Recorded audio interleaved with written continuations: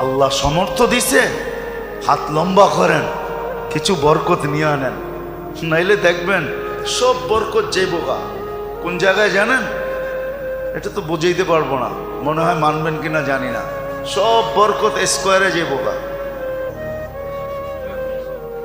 নাইলে ইউনাইটেডে যাইবগা,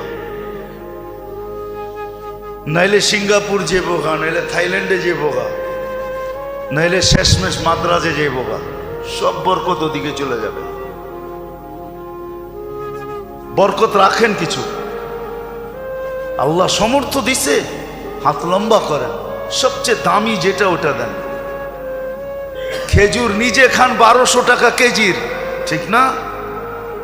1200 টাকা কেজির খেজুর নিজে খান, সৎকার হিসাব করতে, ফেতরার হিসাব করতে আসা 100 টাকা দামের খেজুরের হিসাব করেন, ঠিক না?